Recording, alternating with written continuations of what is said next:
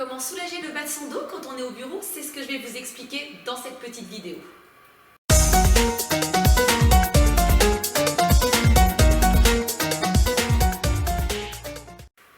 Coucou, ici Jenny du blog Peau Citron. Bienvenue dans cette vidéo dans laquelle je vais vous montrer un petit exercice à réaliser si vous travaillez toute la journée assise derrière un bureau. La position assise, c'est la position la plus catastrophique pour le bas de sa colonne. Et alors, bien évidemment, si vous restez en plus assise toute la journée à travailler derrière un bureau, les effets en sont très néfastes. Et si en plus vous souffrez d'un tassement au niveau de la colonne lombaire, voire d'un pincement discal, d'une hernie, que votre nerf sciatique ou votre nerf crural vous titille, se trouve légèrement pincé, alors ce petit exercice, il est vraiment fait pour vous, il est très simple à réaliser et il va surtout vous permettre d'éviter à un moment donné peut-être de rester bloqué, voire même carrément coincé, d'accord? Et c'est très simple puisque vous allez rester assis sur votre chaise, mais vous mettre sur le bord et de votre chaise et sur la pointe de vos fesses. Et puis vous allez poser votre cheville droite juste au-dessus de votre genou gauche, comme ceci, d'accord?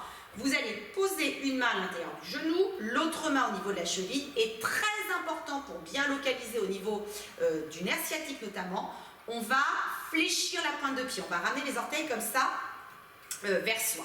On va se grandir, ça aussi c'est très important, vraiment s'auto-grandir.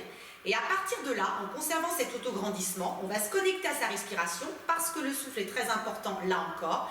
Et on va allonger notre colonne pour rapprocher le nombril là du petit espace créé par la position. Okay, donc ça va tirer l'extérieur de la région fessière. On se connecte bien à son souffle de façon à abaisser le tonus musculaire. Donc l'idée c'est qu'à l'inspiration, on oxygène la zone douloureuse et qu'à l'expiration, on évacue, on chasse les tensions de cette zone douloureuse. Et on s'écoute, d'accord? On ne va pas au-delà de ses limites. Normalement, au fur et à mesure des respirations, les choses se détendent, la position devient plus confortable, on sent qu'on peut aller un petit peu plus loin. Alors, on n'hésite pas à le faire, mais vraiment en s'écoutant bien.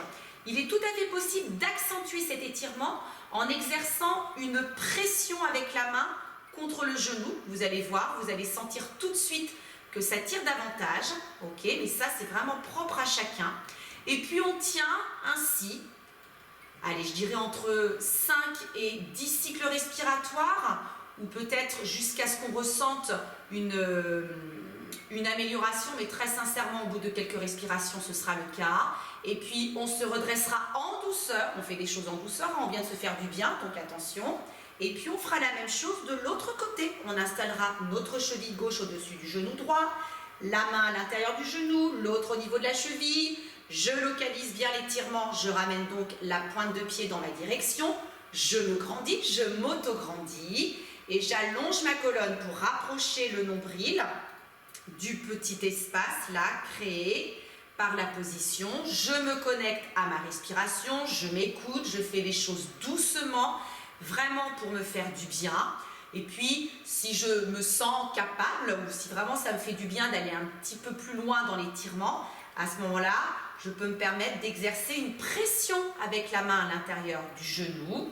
Mais vraiment, je fais les choses toujours en m'écoutant. D'accord? Je suis connectée à ma respiration. Je sens au fur et à mesure des respirations que le tonus musculaire s'abaisse, que les choses se détendent, que l'étirement est moins pénible.